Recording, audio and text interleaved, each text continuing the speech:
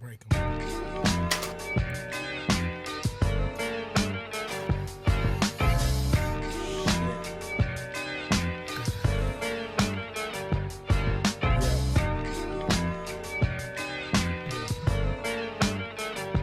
All right, Jtrain Show, back again, everybody. Welcome back, all my listeners. I'm really happy to have you back. Playing some Ice Cube here for my guest today. Really excited to be here today, joined by my friend. You probably heard him before on my other podcasts. I'm joined today by my friend Colin, Cole Noir, up in the house. How you doing, man? Not bad, man. How's it going? Good, man. You having a good day so far?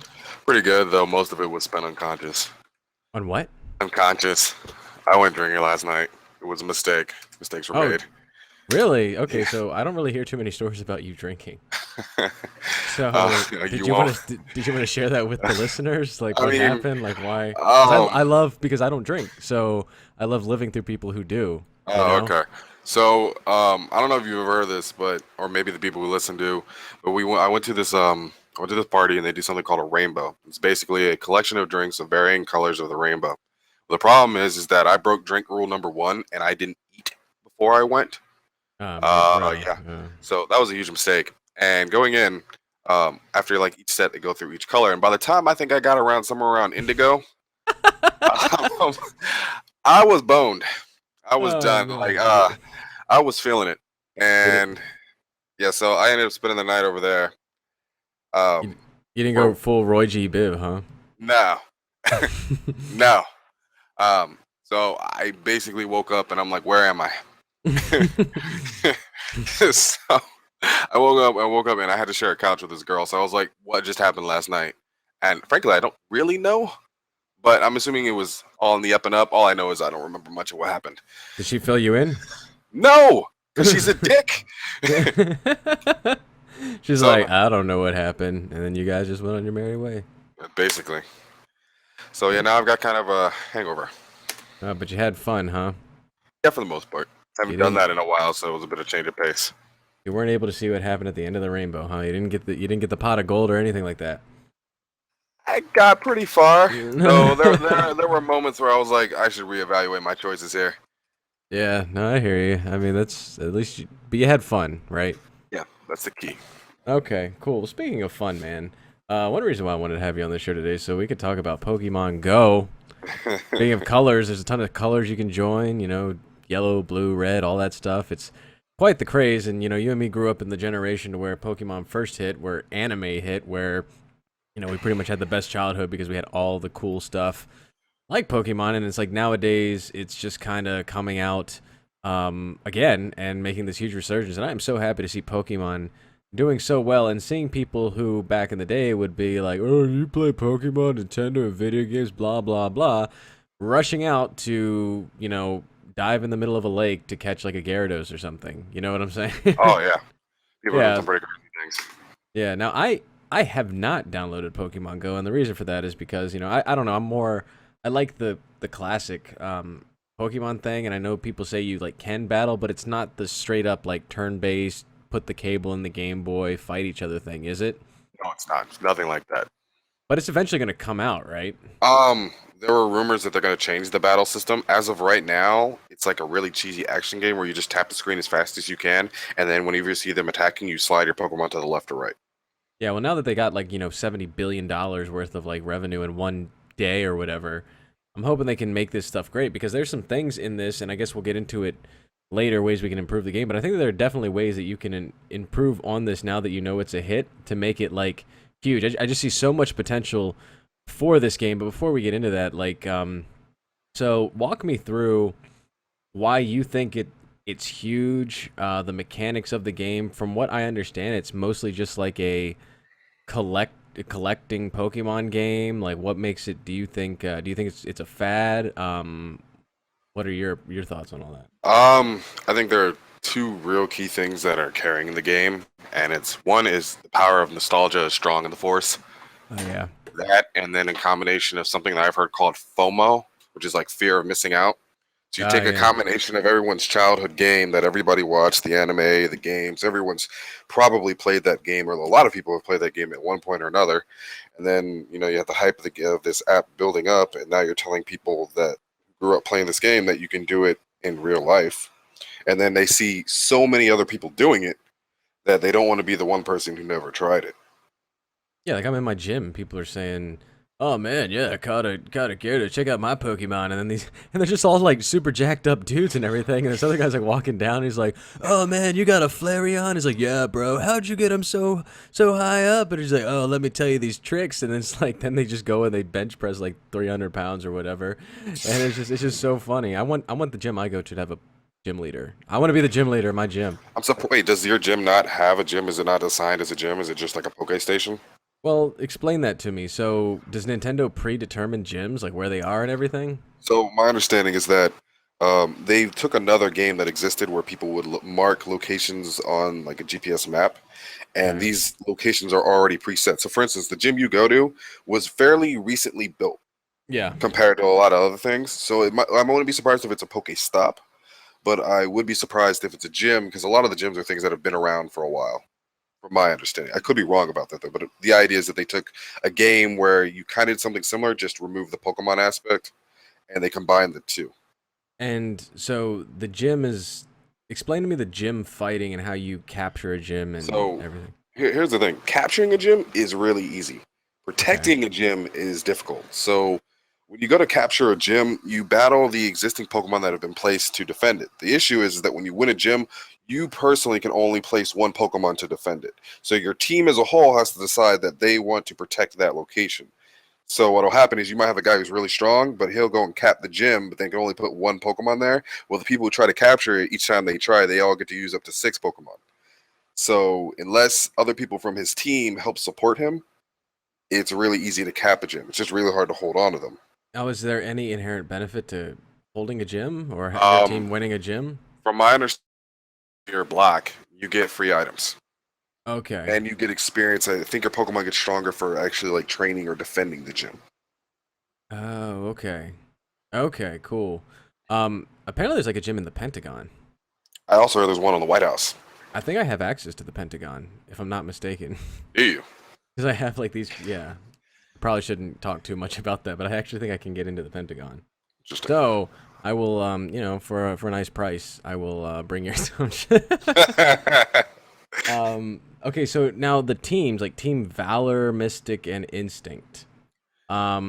Which one did you choose and why? And maybe well, just kind of run down like what you think of the other ones and what they're based off of and everything. well, because I'm a cocky jerk, I took the only one that matters, and I chose Valor. Um, the other two was Instinct and Mystic.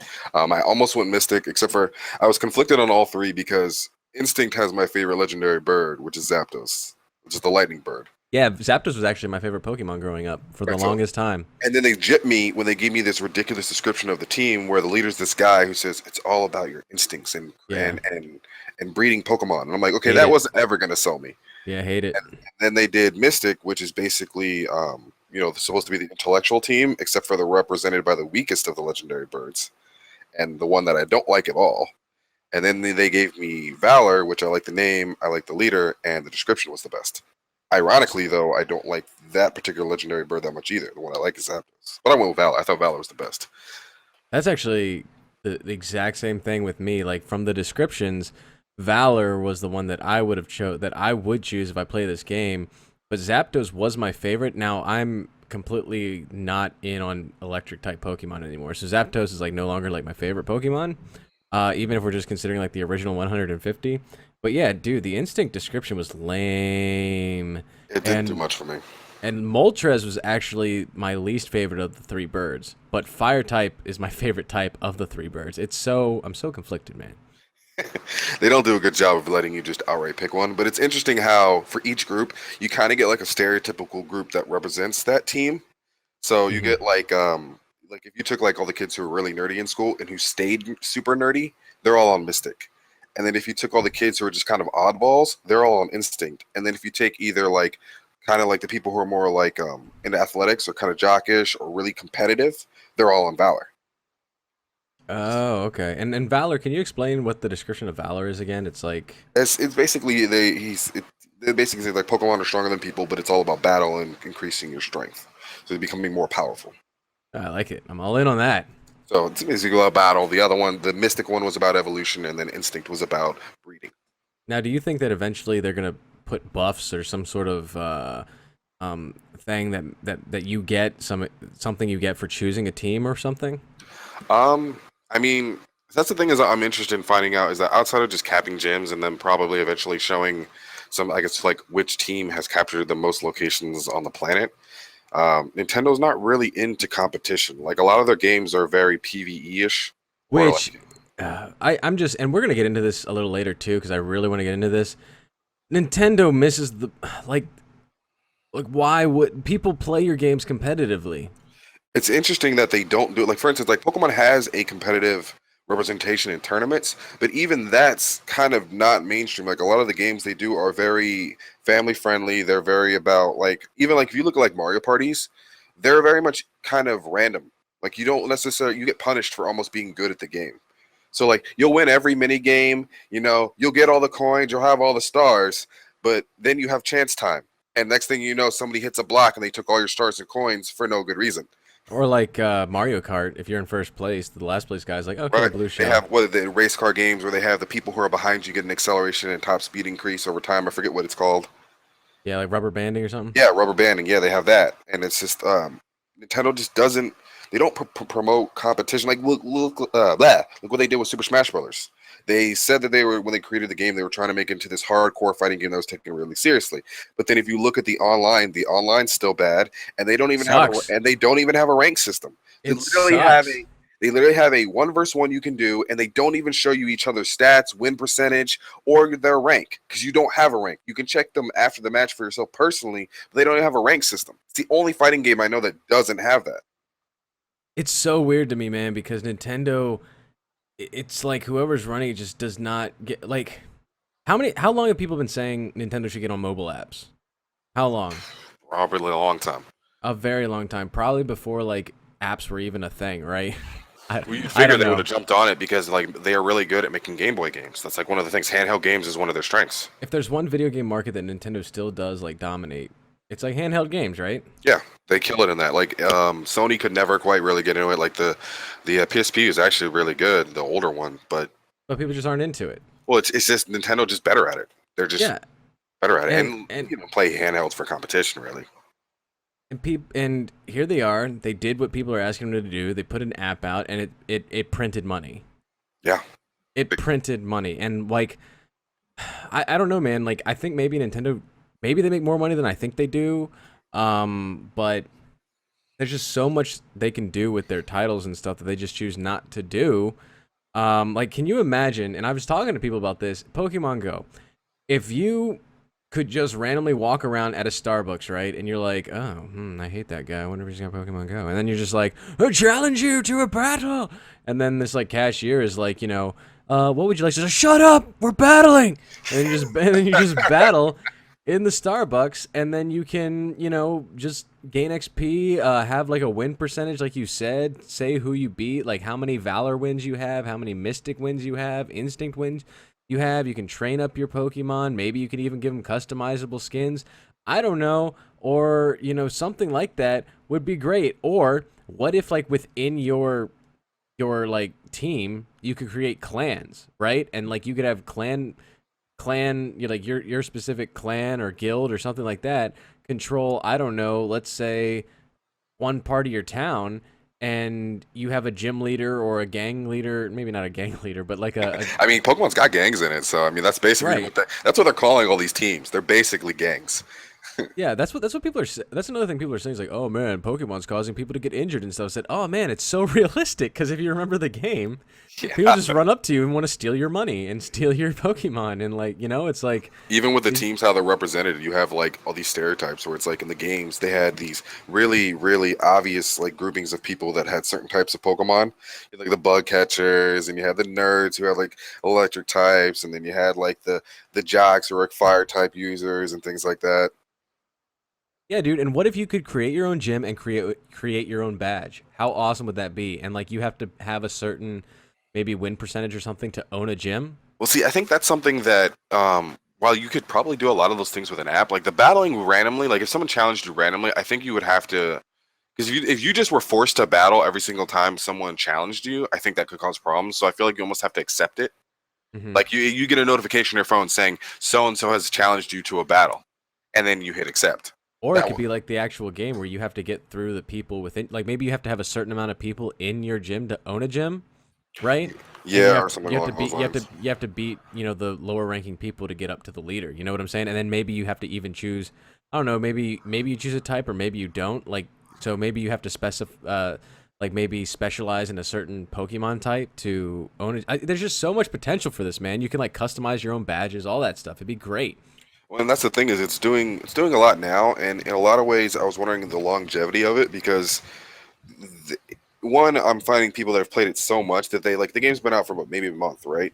And there are Hmm. people who have already caught about 80 out of the 140 that are Hmm. 147 that are available right now, and then you have all the other like generations and regions that haven't been put into the game yet.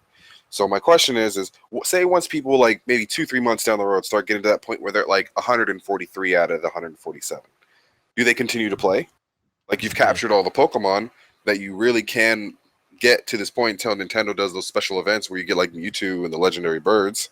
Do you keep playing? I mean, there's no real competition behind it outside of locking down gyms. Will that be enough to keep people playing? Well, you and I know what the obvious next patch is gonna have, right?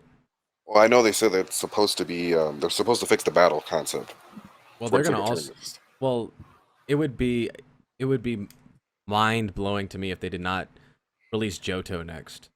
That's probably what they have to do next. And that's I don't remember. I think it was either 100 Pokemon that came in Johto that were unique to it. I don't know. I thought it was like 150 each time. No. No, because sometimes it's only like 50. And Oh. I think Johto was the last big one where they did like 100. Maybe they did 100. I don't think anyone did ever 150. I think they did like 100 for a while, and then they dropped it down to 50. Huh. So I I don't know. didn't. I can probably find that out though.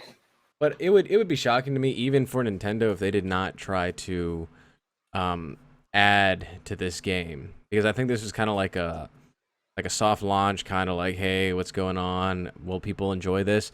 But there's got to be some sort of. It would be so cool if like you could just open up the customization, the battling system, battle people from all over the place, like be ranked by your region. Like there's just so much that I think would be awesome that I would download the game and I would pay money to play the game to do. You know what I'm saying?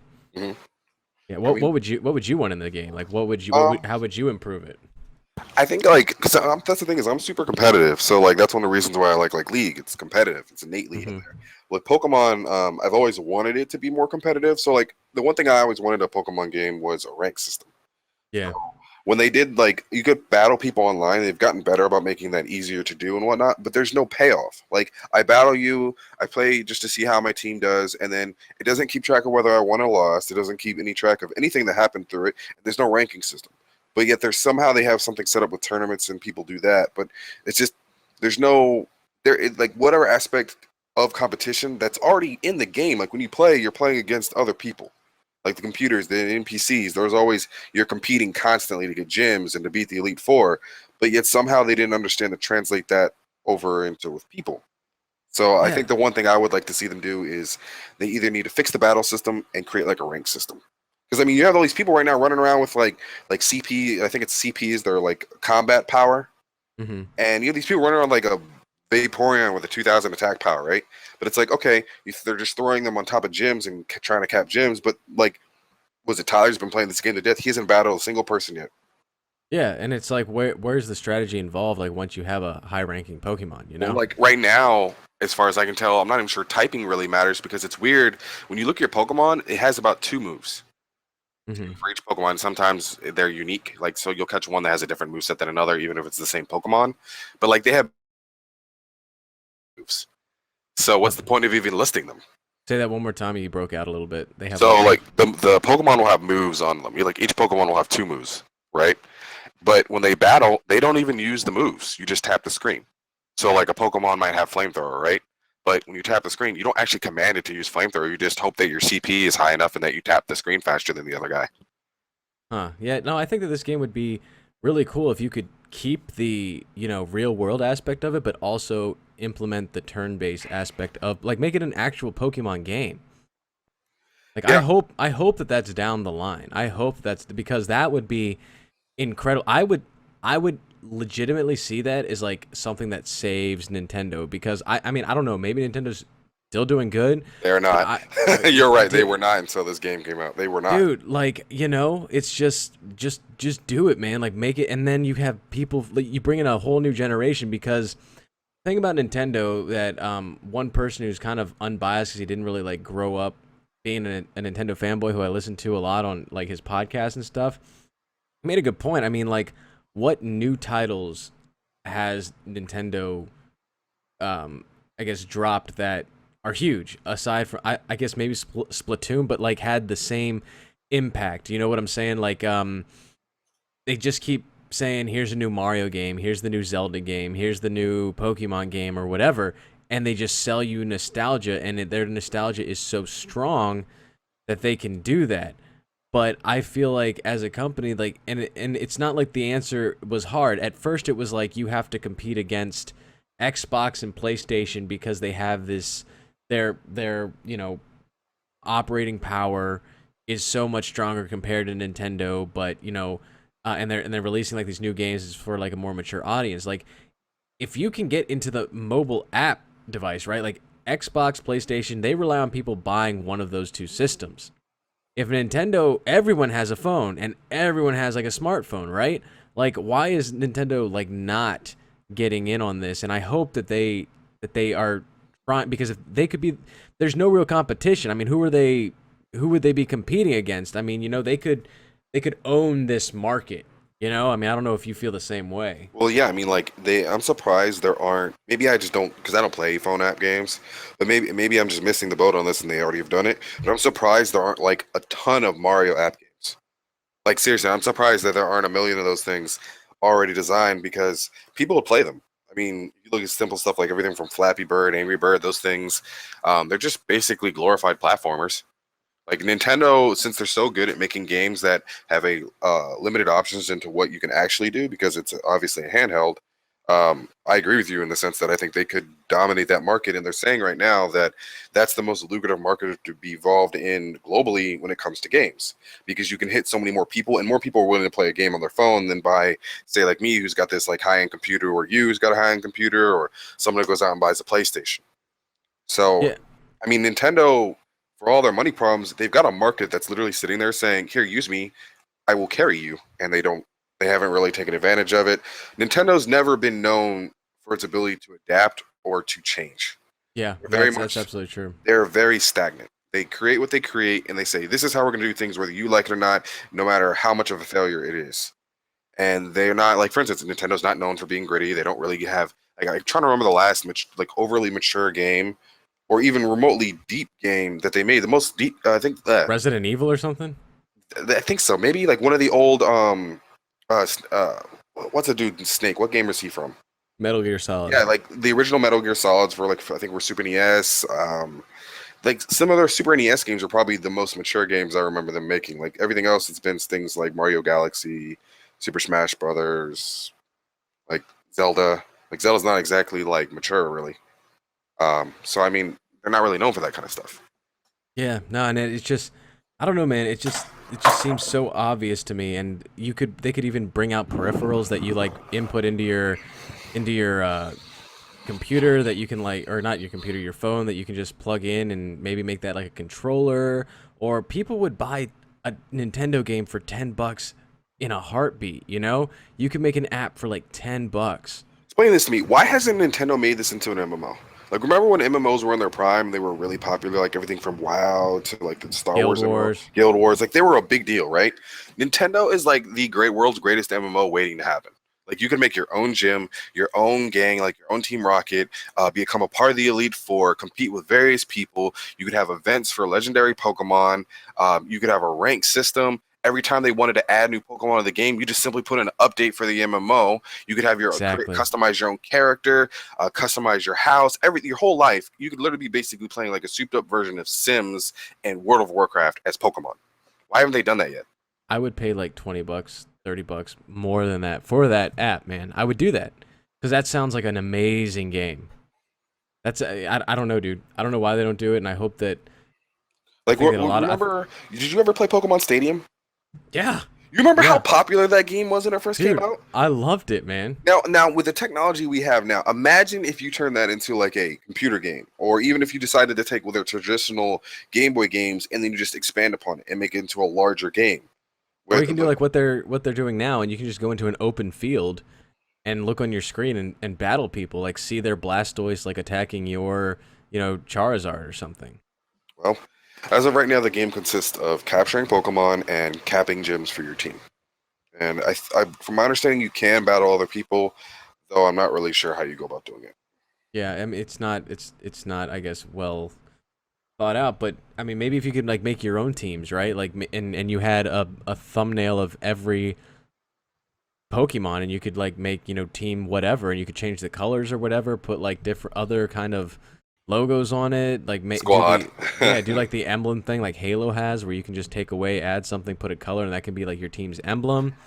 Well, I mean, right now they've the with the three teams they have set up right now, it's people are really into supporting their team. Like I know somebody who I read the story about a guy who was on Team Mystic, who supposedly there was like a gym on a secure location, like somewhere you're not really supposed to go, and somehow someone on his team was trying to cap that location, and they knew that no one would be able to take it from them because no one would be willing to go somewhere they're not supposed to get this gym. Well, he jumped the fence and like ran through this field. It was like I think it was like a government facility to capture this gym. And I'm like, Mhm. dude, you could probably put in jail for years for that. He's like, well, Yeah. it's for the team. Yeah, dude, I bet Mewtwo's out there. He's just like located in Antarctica or something. He's probably in Japan.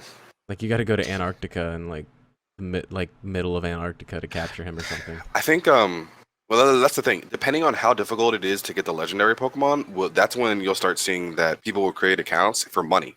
Where they'll Hmm. start filling them up with Pokemon because you're gonna have collectors where they're gonna be like, "Well, I want my account to have every Pokemon," and I guarantee you, either one of two things to come. It's gonna be either really easy to get Mewtwo, or it's gonna be something where like it's a one-time event, and if you're not there, not present for it, and not a part of it, you just miss out. Well, I know what's gonna happen like that. Like for example, you're gonna have Hot Topic say, "Come into your Hot Topic and you'll get the special black Nidorino" or something like that. Well, You somebody's know, already lied. Some clothing store already lied and said they had Mewtwo in their store. I was like, really? but that's what you're gonna have. You're gonna have exclusives, and that might help businesses a lot. Like maybe Nintendo can create partnerships with, I don't know, GameStop. I feel GameStop's probably gonna be the first one to do that. They're gonna be like, "Yeah, get your exclusive Rainbow Bulbasaur." I feel like that. I feel like that will work because they've done something similar to that, where like you want to get Pokemon for the Game Boy games, Well, and yeah, they'll have like a downloadable link for like a special Pokemon that you can get. and you know what that's also gonna do? It's gonna revive the whole storefront thing because they're losing like e-mart or like e-commerce and everything, because you're gonna have everyone go to their local GameStop and get into the store, and they're gonna capture the like Rainbow Bulbasaur, right? But they're also gonna be like, I think I need an Xbox too, or something like that. Hmm. And I Promote think business, that basically. yeah, and I think that would be really huge. So The question is this: how long will this game last? Like, is it uh, like right now it's a fad? The question is, how much staying power does it really have? Like, we'll give it about a month, month and a half, and see if people are still this hyped about it. well, if they're smart, they'll patch it and they'll keep adding to it. Like League of Legends, for example, right? It's the same game. You have 3 lanes that you go into, and the mechanics are the same, but the way that they make it fresh is that they patch it, they add new champions, all that stuff. Well, they have like Um, they have Earth mode, they have Dominion. They're coming out with a new game mode mhm. where it's like a shortened version where the map's cut in half, and the entire objective is to siege. Like you'll see it when it comes out because we're gonna end up playing it. Yeah, and they make it a community. That's what I think they should do, is make it a community. Like I don't, dude, can you name anything that was bigger than like Pokemon cards and like Super Smash Brothers in their prime? Um, Worldwide, Yeah, like not much, right? They're and they not, just at least for me personally, not really. Like, I mean, I can't really think of any games that were around that time in the 90s that were that big. I mean, maybe in other countries, yeah, but in the United States, it was like Pokemon, Super Smash Brothers, Zelda, and Mario. and Like Nintendo doesn't want to do 3DS and Nintendo 64 were king. and Nintendo doesn't want to do anything about that. They didn't want to do anything about that. Can you like Riot is selling out like stadiums of people playing League of Legends. Well, it's because it's competitive. And It's and they make competitive. and like Riot is into that, like making it competitive. Are you telling me that you could not have an event where you say, "All right, we're having the Poke Cup 2016 here," and they made it like what was that thing that Ash went to where he lost to that one guy? The Oh, was it wasn't the Elite Four. It was like the Kanto League, right? yeah, the Kanto League, Johto League, they have the leagues. Like Can you imagine, dude? Can you imagine if like you split up the U.S. into like the Mid Atlantic League, the Midwestern League, the Pacific League, right? And you had like 50 trainers who like did like preliminaries in their home like areas or whatever, get the ability to compete in those and become number one or whatever. How crazy would that be? Well, basically you're saying like kind of create like a World Cup or like a World's tournament. They have Pokemon tournaments, just nobody knows about them. Like they're just not mainstream. They're very small from my understanding. Like they're big within the community of fans, but because Pokemon's not innately like despite what the game is, it's not really that competitive. A lot of people just play it to play it, and Nintendo hasn't done a good job of create fostering that competition. And I feel like Nintendo should and they could and like I don't know, man. It would just be so cool to me. But In a lot of ways, Nintendo's kind of happy with being mediocre. A lot of yeah, yeah, they just want to. It's frustrating. It's very frustrating. I mean, I'm not like a Nintendo fanboy, so I guess that's why I can kind of like speak from a place of not being super biased.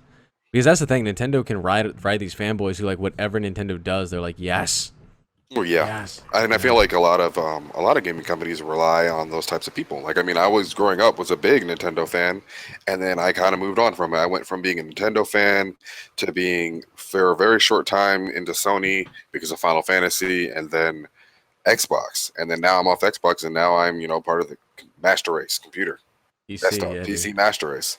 I'm into PC, man. I love PC because the thing is, you can make your own console, and you don't have to play on a system that is super proprietary and can only play its games and um is using software from like 15 years ago. So like that's the thing. So I'd like to talk about PC gaming real quick. So you're like huge into League of Legends and you guys got me into League of Legends and I'm like obsessed now. I love it. Yeah, Um we've kind of brought you into the fold on that one. so one thing about you that, I talk about often with people is that you're just very innately good at games. Especially if they're like kind of um where you have to, I guess, what's what I'm looking for, ma- it like if it's like skill based or whatever. So I want to ask you, like, for people who are trying to get, I guess, better at a game or whatever, do you think that how much of it do you think is just natural talent, and how much of it is because you've never actually told anyone this, but I have the feeling that when you're into a game, you take the time to research and you take the time to watch it and you take the time to, I guess, learn as much as you can about it to where you get an advantage that way. Do you so if someone was saying, "How do I get better at League of Legends? How do I get to like Colin's level or something like that?" Is it something that you think that can be done, or is it just you have to have the talent, or you can um, just train to do it? I think with League, and I think because League's become so big, like there's a massive champion pool. It's like 100 over, probably 150 characters now at this point. I think that it's overwhelming because there's so many different characters in the beginning, and if you're just first learning the game, like say you just never played the game before and you wanted to kind of just get a good grasp of it, where you don't feed, you don't suck, even if you're not great, you just want to be able to play consistently and be some sort of help to your team. Pick a character that you really, really, really like and learn every matchup that character could potentially run into. That way, there's no Okay. surprises. Like learn what every character in the game does. As far as like raw talent as opposed to work ethic, um, there are some characters that this is one of the reasons why I like League. There are characters where if you are mechanically skilled, you benefit heavily from it. So like there's the Yasuo's, the Fizzes, the Zeds of the world, where if you're mechanically skilled, you get a huge payoff for it. For people who aren't particularly talented at that kind of thing, they have characters that are much simpler where to be skilled with that character, you don't have to necessarily be mechanically skilled. You just have to make smart decisions. Yeah. So a lot of it is just decision making. It's a combination of decision making, understanding what the other characters do, and then determining what is important. So like in a lot of ways, people play League and they're like, oh, getting kills is important. Kills, they get you gold, but they don't win you the game. Things that are important in League are the objectives. Yeah. Towers, dragons, Baron, that kind of stuff. So Yeah. you get people who, because of like they see the stat line, they see the kills, deaths, and assists. That's all they see. So like, I mean, as for how I get good, learn what every character does, find certain characters that fill each role and pick one and get pretty aim work at it, and then just mostly like strategy. Like I tend to like I read a little bit of guides, but I only read guides that are from like higher level players. Well, guides, I'll watch pro games because if you watch like a pro game, even though a normal League of Legends game is nothing like a pro game, Yeah. Right. you'll see things that they do that the average player never does.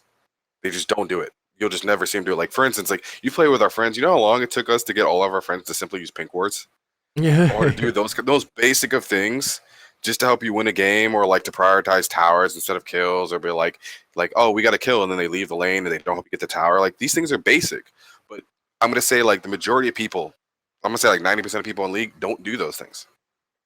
Yeah, tower. Like I think that people definitely look at the kills in League of Legends, but to me, when you get a tower, you like how many kills do you think a tower is worth? Tower is worth more. Well, think of it this way. Standardly, you get like the person who kills the tower directly gets bonus gold, but I think it's like 100 gold to every single person, so it's 500 gold total. So it's worth more than a kill. And then you get control over the map. It's trust me, it's more useful. It gives you a lot more freedom because, for instance, like say I wanted to gank your lane. Well, if they don't have a tower, I have a lot longer area to work with in which I can chase them down. If they have the tower, they just hide around the tower. If they have no tower, if they come past that line, it's a freebie. Well, in the games where we're playing, where I feel that we are better than the other team, if they have us pushed in, man, like we can't get footing on doing any kind of strategy. You can't get any objectives. If we go out beyond a certain point, we have nowhere we can run to in case we get caught out. It limits a lot of what you can do. Yeah, no, I agree. And then, so for Super Smash Brothers, you were also really good at Super Smash Brothers. Did you do like this? Did you have like the same mindset when you did this, or? Okay, so I can't give the same advice with Smash as I can with League, because League, honestly, I feel like you can get better by just working at it. Now, if you're trying to become a pro, there's going to be a level of innate mechanical talent that comes into play, but you have people like one-trick ponies, right? Smash, I can't give the same advice on for two reasons. One, high-level Smash is probably the most mechanically difficult game to play on the planet. Two, I never owned a single Smash Brothers game. That one is just innate talent. Like I played with my friends a lot, but I've never even owned a single Smash Brothers game. So I can't give the same advice because I didn't follow it, because I never owned any of the games. I was just kind of good at it and just played a lot and just kind of had a talent for it. Right, right. Like I grew up playing fighting games, so it just translated. You know? Yeah, no, that's true. You could probably beat me in any kind of fighting game that's not called Tekken. You're so proud of Tekken. Tekken's really hard to learn. I love Tekken. That's the thing, is that's what I'm saying is like if you were trying to get good at League or any of those games, I don't have any worry about you playing mechanically, because Tekken is one of the most mechanically challenging games you can play. To do some of the like bigger moves and combinations, it's a pain in the butt to learn it. Yeah, no, I agree. No, I agree. But yeah, dude, no, I just pretty much wanted to talk to you about Pokemon Go, throwing some League and stuff like that. We've been talking for a pretty long time. I know I'll have you on the show some other time, talk about other things, because you can talk about a lot of things. But thanks for joining me today, man. I really appreciate it. No problem, anytime.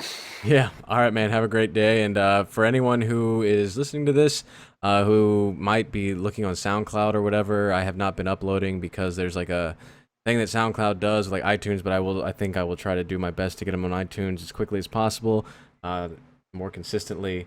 So yeah, so just but right now you can listen to some of the stuff on iTunes if you look up the Jtrain Show. If you're on YouTube, thanks for watching, and until next time, I will see you all later. Peace.